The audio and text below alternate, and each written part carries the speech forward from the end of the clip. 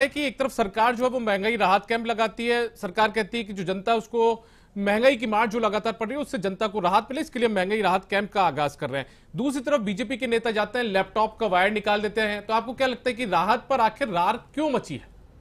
नहीं, आप कह रहे हैं राहत वार नहीं है।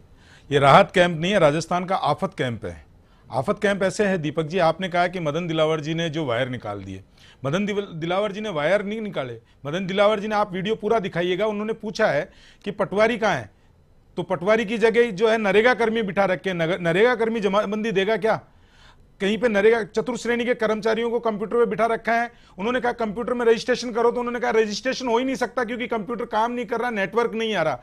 जब कंप्यूटर काम नहीं कर रहा, पटवारी है नहीं, तहसीलदार जो है वो हड़ताल पे है, वहां राहत दे कौन रहा है? केवल जनता को बुला के, भीड़ दिखा के और केवल सस्ती मार्केटिंग अगर की जा रही है।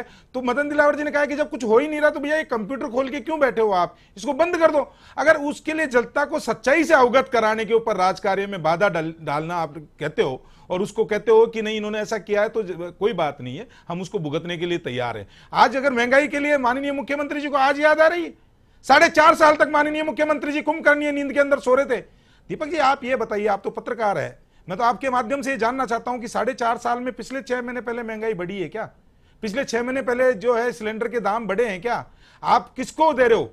आप दे रहे किसको सिलेंडर? उज्ज्वला योजना वाले। उज्ज्वला योजना वाले ऑलरेडी रजिस्टर्ड है।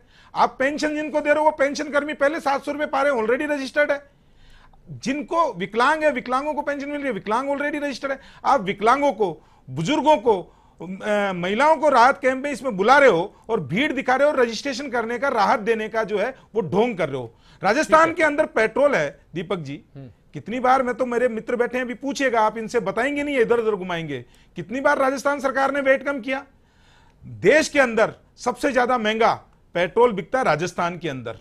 9 बार बिजली के सरचार्ज बढ़ा के सबसे महंगी बिजली देने वाला है राजस्थान। और अब जब चुनावी साल आया, आचार संहिता लगने वाली है, जब डकोसला कर रहे हैं महंगाई राहत कैंप लगा के, जनता को आत्महत्या करने पे मजबूर करने वाली सरकार अब केवल और केवल अपने जनाधार, खोए हुए जनाधार को पाने के लिए एक नया हथकंडा अपनाने की कोशिश कर रही है कि हम कैसे तैसे करके राहत कैंप लगा लें। ये अपने घर की लड़ाइयों को राहत कैंप में सुलझाने की कोशिश कर रही है। तो ये जनता देख रही है। और मैं फिर कहता हूं, मदन दिलावर जी ने सिर्फ और सिर्फ सच से अवगत कराया है दीपक जी। जो वह कैंप के अंदर आप बुला रहे हो, आपने 4 कर्मी बिठा दिए, नरेगा कर्मियों को लाके नरेगा कर्मी देंगे क्या पटवारी की? ठीक है, जवाब ले लेते हैं इनसे। तो वो उसी के लिए बोला है, जवाब ले लेते हैं। सुखदेव जी, इनका कहना है कि जो जिम्मेदार